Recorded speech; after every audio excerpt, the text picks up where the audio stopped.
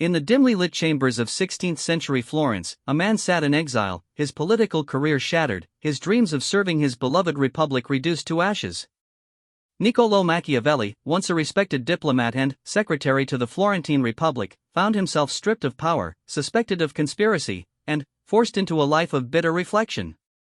Yet from this crucible of defeat and disillusionment would emerge one of history's most controversial and enduring philosophies, a brutal wisdom that would forever change how we understand power, leadership, and human nature. The irony was not lost on Machiavelli himself. Here was a man who had dedicated his life to the service of his state, only to be cast out when the political winds shifted. The Medici family had returned to power, and with them came a purge of Republican sympathizers. Machiavelli's years of faithful service meant nothing in the face of political expedience. It was this harsh reality, the sudden, merciless reversal of fortune, that crystallized his understanding of power's true nature. As he walked through the countryside near his small estate in Sant'Andrea, Machiavelli's mind turned over the lessons of his downfall. He had believed in ideals, in the nobility of republican virtue, in the possibility that good governance could emerge from good intentions. But the world had taught him otherwise. Power, he realized, operated according to laws as immutable as those governing the movement of celestial bodies, yet far more brutal in their application. The genesis of his revolutionary thinking began with a simple observation: the gap between how we ought to live and how we do live is so wide that those who abandon what is done for what ought to be done will engineer their destruction rather than their preservation. This insight would become the cornerstone of his political philosophy, a philosophy that would earn him both immortal fame and eternal infamy. Machiavelli's genius lay not in his cruelty, as his critics would claim, but in his unflinching examination of political reality. Where others saw moral categories of good and evil, he saw effectiveness and ineffectiveness. Where others spoke of virtue and vice in absolute terms, he understood that the context of leadership demanded a different calculus entirely. The prince, whether literal monarch or metaphorical leader, operated in a realm where conventional morality could spell disaster not just for the ruler, but for the very people he was sworn to protect. Consider the fundamental paradox that Machiavelli identified: a leader who is consistently good in a world where others are not good will inevitably come to ruin. This was not cynicism but cold observation. History was littered with noble rulers who had perished precisely because of their nobility, taking their kingdoms and subjects down with them. The Roman Republic, which Machiavelli so admired, had fallen not because its leaders were too corrupt, but because they proved unable to match the ruthlessness of their enemies when circumstances demanded it. The transformation from idealistic civil servant to hard-eyed political realist was not immediate. It evolved through years of reflection, study, and bitter experience. Machiavelli immersed himself in the classics, reading Livy's histories of Rome, studying the rise and fall of kingdoms, examining the careers of great leaders both ancient and contemporary. He analyzed the successes of men like Caesar Borgia, who had carved out a domain through a combination of audacity, cruelty, and political acumen.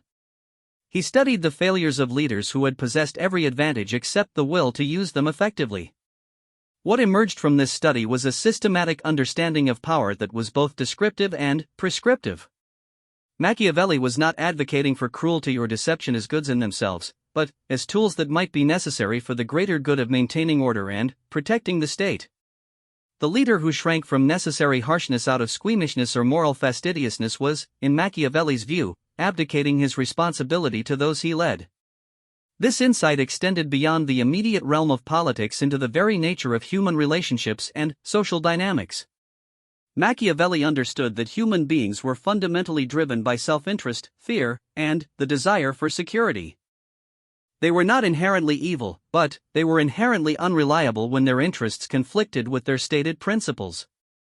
This understanding led to his famous observation that it is better to be feared than loved if you cannot be both, not because fear is preferable to love as an emotional state, but because fear is more dependable as a foundation for authority. The practical implications of this philosophy were revolutionary. Traditional leadership theory had emphasized the importance of moral character, divine appointment, or hereditary legitimacy as the sources of authority. Machiavelli argued that effectiveness was the only legitimate measure of leadership. A prince who maintained peace, prosperity, and security through harsh measures was superior to one who allowed chaos and suffering to flourish while maintaining his personal moral purity. This shift in perspective required a complete reconceptualization of virtue itself. Classical virtue, courage, temperance, justice, and prudence remained important, but they had to be supplemented with what Machiavelli called virtù, a more complex concept that encompassed flexibility, adaptability, and the willingness to act decisively in the face of uncertainty. Virtù required the leader to be both lion and fox, to possess both the strength to intimidate enemies and the cunning to avoid traps. The fox-like qualities were perhaps the most revolutionary aspect of Machiavelli's thinking. Traditional leadership models emphasized straightforwardness, honesty, and consistency as fundamental virtues. Machiavelli argued that these qualities, while admirable in private life, could be fatal in public leadership. The effective leader needed to master the art of dissimulation not as a vice, but as a necessary skill for navigating complex political realities. This did not mean that deception should be used carelessly or without purpose. Machiavelli's approach was surgical in its precision. Deception was justified only when it served the greater good of the state and its people. The leader who lied for personal gain or petty advantage was indeed vicious, but the leader who bent the truth to prevent greater harm or achieve necessary objectives was exercising a higher form of responsibility. The concept of necessary cruelty was perhaps even more challenging to conventional thinking.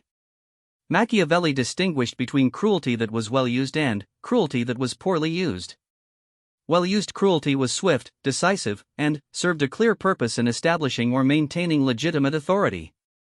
It was followed by generous treatment of those who submitted to the new order. Poorly used cruelty was arbitrary, excessive, or designed primarily to satisfy the ruler's personal desires rather than serve the common good. The example of Caesar Borgia illustrated this distinction perfectly. Borgia had used extreme measures to pacify the Romagna region, including the brutal execution of his lieutenant Ramiro di Orco, whose harsh methods had served their purpose but who had become a liability. This action served multiple purposes. It removed a potential threat to Borgia's authority, demonstrated his justice to the people who had suffered under Ramiro's administration, and sent a clear message about the consequences of exceeding proper bounds. The cruelty was calculated, limited in scope, and followed by a period of good governance that won the loyalty of the population.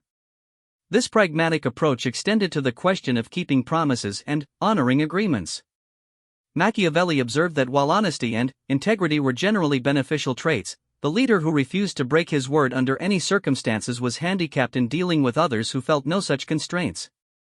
The key was to break faith only when necessary and only when the benefits clearly outweighed the costs in terms of reputation and future credibility. The skill lay in understanding when circumstances had changed sufficiently to justify such actions, and in managing the political and social consequences of such decisions. A leader who broke promises carelessly would quickly find himself isolated and mistrusted. But a leader who never broke a promise, even when circumstances made honoring it catastrophic, was equally unfit for the responsibilities of power. This flexible approach to moral questions required a sophisticated understanding of human psychology and social dynamics. Machiavelli recognized that people's judgments were heavily influenced by results rather than methods.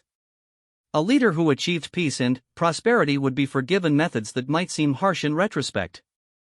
Conversely, a leader who maintained perfect personal integrity while allowing his domain to descend into chaos would be remembered not for his virtue but for his failure. The timing of actions was crucial to this calculus. Harsh measures needed to be implemented swiftly and completely, allowing time for their benefits to become apparent and for opposition to dissipate. Half measures and gradual approaches often proved worse than either extreme kindness or extreme severity, because they created prolonged uncertainty and gave enemies time to organize resistance. Machiavelli's analysis of successful leaders revealed a pattern of decisive action followed by magnanimous governance. They struck hard when necessary to establish their authority, then governed with justice and generosity to win the loyalty of their subjects. This pattern required not only tactical skill but also strategic patience, the ability to endure short-term criticism and unpopularity for the sake of long-term stability and success. The psychological dimension of leadership was equally important to Machiavelli's framework. He understood that perception often mattered more than reality in political contexts. A leader needed to project strength even when feeling uncertain, confidence even when facing difficult odds, and decisiveness even when the correct course of action was unclear. This did not mean that leaders should be reckless or ignore evidence, but that they needed to act with conviction once they had made their decisions. The maintenance of this psychological projection required careful attention to symbolism, ceremony, and public communication. Machiavelli observed that people formed their judgments based on appearances as much as substance, and that effective leaders needed to master both dimensions of their public presence. A ruler who was substantively effective but who appeared weak or indecisive would struggle to maintain authority. Conversely, a ruler who projected confidence and strength would often find that reality began to conform to perception. This understanding led to sophisticated insights about the relationship between power and legitimacy. Traditional theories suggested that legitimacy created power, but Machiavelli observed that the relationship was more complex and often worked in reverse. Effective exercise of power could create its own legitimacy over time, as people adapted to new realities and began to appreciate the benefits of stable governance. This did not mean that power alone was sufficient. It needed to be exercised in ways that served the common good and respected certain fundamental human needs and expectations. The challenge for any leader was to navigate the tension between the immediate necessities of power and the longer-term requirements of legitimacy. This required a deep understanding of the particular context in which leadership was being exercised, the history, culture, and current circumstances of the society in question. Techniques that worked in one context might prove counterproductive in another, and the effective leader needed to adapt his approach accordingly. Machiavelli's study of different political systems reinforced this emphasis on contextual adaptation. He recognized that republics required different leadership approaches than monarchies, that newly conquered territories needed different treatment than long-established domains, and that crisis situations demanded different responses than periods of peace and prosperity. The leader who tried to apply the same methods regardless of circumstances was like a physician who prescribed the same medicine for every ailment. This flexibility extended to the question of advisors and counselors. Machiavelli understood that leaders needed good information and honest feedback to make effective decisions, but he also recognized the dangers of becoming dependent on advisors or of allowing them to pursue their own interests at the expense of the state. The effective leader needed to encourage honest counsel while maintaining clear authority and decision-making responsibility. The selection and management of advisors required its own form of political skill.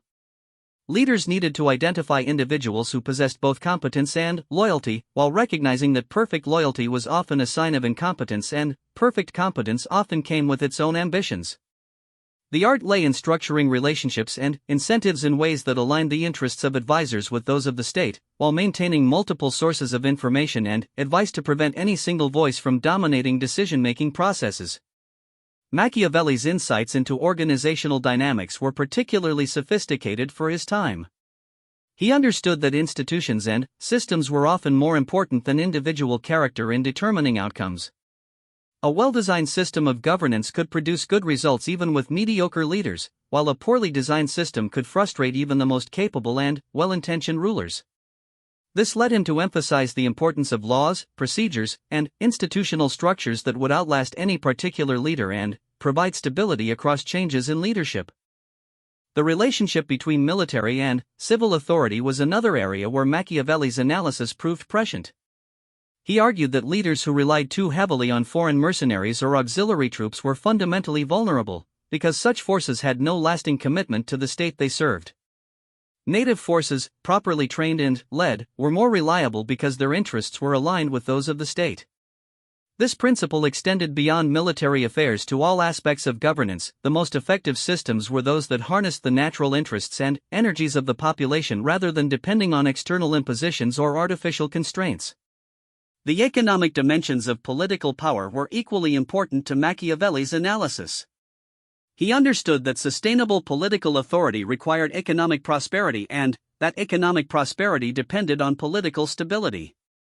This created a reinforcing cycle in which effective governance promoted economic growth, which in turn provided the resources necessary for effective governance. Leaders who ignored economic realities or who treated economic policy as separate from political strategy were likely to find both undermined by their neglect. The question of taxation illustrated this interconnection perfectly.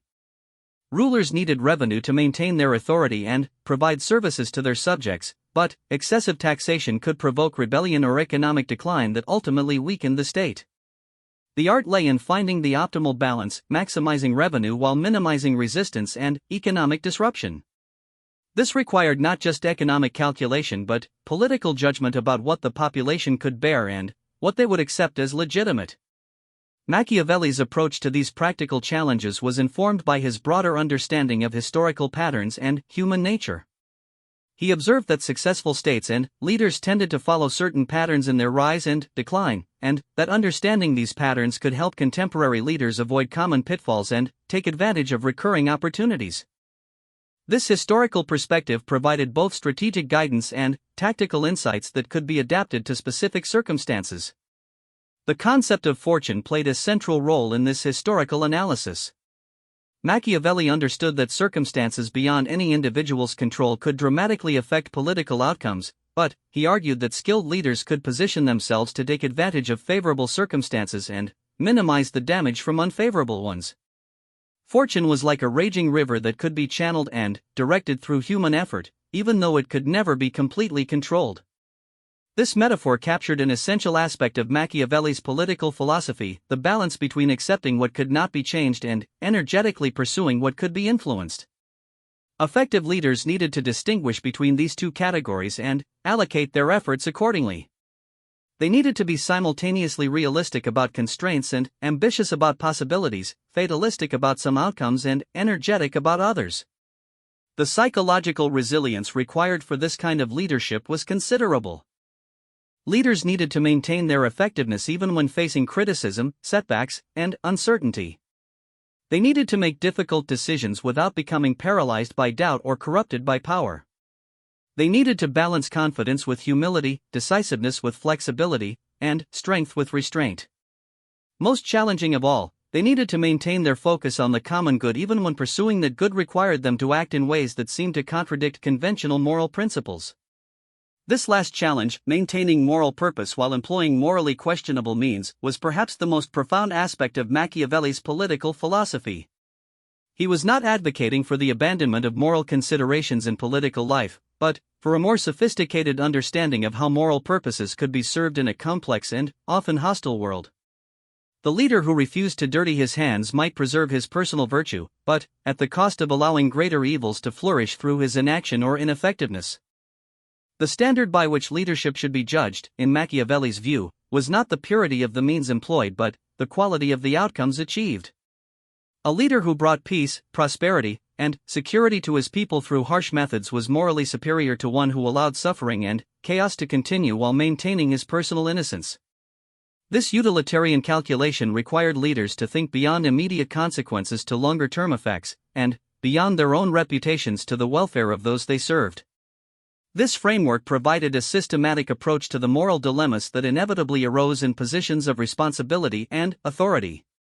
Rather than relying on rigid rules or abstract principles that might not fit specific circumstances, leaders could evaluate their options based on likely consequences for the people and institutions they were committed to protecting and advancing.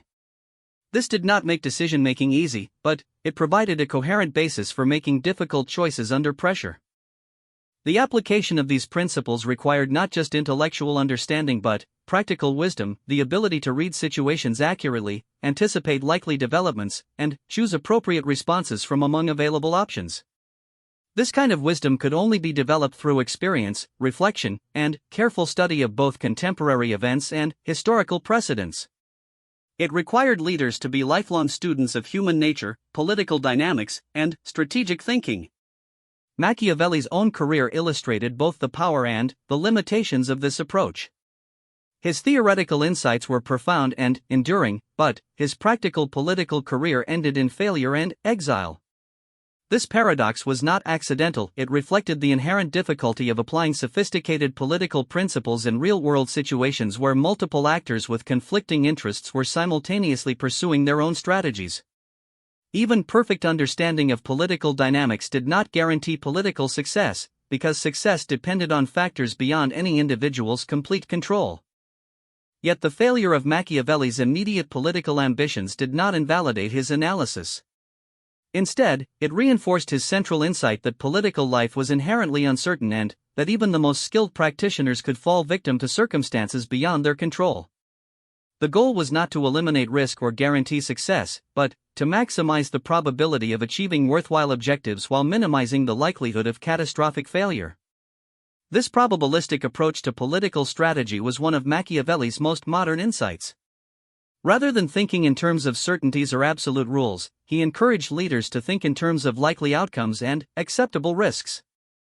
This required a sophisticated understanding of probability, causation, and unintended consequences that was far ahead of its time and that remains relevant for contemporary leaders facing complex challenges in uncertain environments. The intellectual honesty that characterized Machiavelli's approach was perhaps his most valuable contribution to political thought. He refused to comfort readers with platitudes about virtue always being rewarded or evil always being punished. Instead, he forced them to confront the reality that good intentions were not sufficient for good outcomes, that noble purposes sometimes required ignoble methods, and that effective leadership often demanded personal sacrifices that went unrecognized and unappreciated. This honesty extended to his analysis of his own motivations and limitations. He acknowledged that his theoretical insights might not translate into practical success, that his own biases and experiences might color his judgments, and that future circumstances might require modifications to his principles. This intellectual humility, combined with confidence in his core insights, provided a model for the kind of thinking that effective leadership required. The legacy of Machiavelli's brutal wisdom continues to influence political thought and practice more than 5 centuries after his death. Modern leaders still grapple with the fundamental tensions he identified between moral idealism and practical effectiveness, between short-term costs and long-term benefits, between individual conscience and collective responsibility. His insights remain relevant not because human nature has remained constant, but because the structural challenges of leadership in complex organizations and societies involve similar dynamics regardless of the specific historical context. The transformation that Machiavelli offers to those who study his work is not the development of cynicism or the abandonment of moral principles, but the cultivation of a more sophisticated understanding of how moral purposes can be effectively pursued in an imperfect world. This transformation requires intellectual courage, emotional resilience, and a willingness to accept responsibility for difficult decisions. It demands that leaders think beyond conventional categories and simple solutions to grapple with the genuine complexity of human affairs. The path from naive idealism to mature realism is never easy, and it exacts its own psychological and moral costs. Those who follow Machiavelli's guidance must be prepared to accept criticism, misunderstanding, and isolation. They must be willing to prioritize results over approval, substance over appearance, and long-term effectiveness over short-term comfort. They must develop the inner strength to act on their convictions even when those convictions lead them to unpopular conclusions or difficult choices. Yet for those willing to undertake this transformation, Machiavelli's wisdom offers the possibility of genuine effectiveness in pursuing worthwhile goals. It provides a framework for thinking clearly about complex problems, for making difficult decisions under pressure, and for maintaining focus on essential objectives even in the face of distraction and opposition. Most importantly, it offers a way of understanding political life that is both realistic about human limitations and optimistic about human possibilities. The cunning mastermind that emerges from serious engagement with Machiavellian principles is not the scheming villain of popular imagination, but the thoughtful strategist who understands that achieving good outcomes in a complex world requires sophisticated means and patient effort. This mastermind combines moral purpose with tactical flexibility, strategic vision with operational competence, and personal integrity with political effectiveness. The transformation is not the abandonment of conscience but its sophisticated application to the challenging realities of leadership and responsibility. In the end, Machiavelli's greatest insight may have been his recognition that political wisdom could not be separated from practical experience, that theoretical understanding needed to be tested and refined through engagement with real-world challenges. His writings provide not a cookbook of specific techniques but a framework for thinking about political problems that can be adapted to varying circumstances and applied to emerging challenges. The brutal wisdom he offers is not a destination but a journey, a lifelong process of learning, adaptation, and growth in the service of purposes larger than oneself. The Florence that expelled Machiavelli eventually recognized his genius, though too late for his personal vindication. The principles he developed in exile have influenced countless leaders, shaped political institutions, and provided insight into the enduring challenges of governance and organization. His legacy reminds us that the most profound transformations often emerge from the crucible of defeat and disappointment, and that the most valuable wisdom is often the hardest one. In studying his work, we undertake our own transformation, developing the intellectual and moral resources necessary for effective action in an uncertain and demanding world.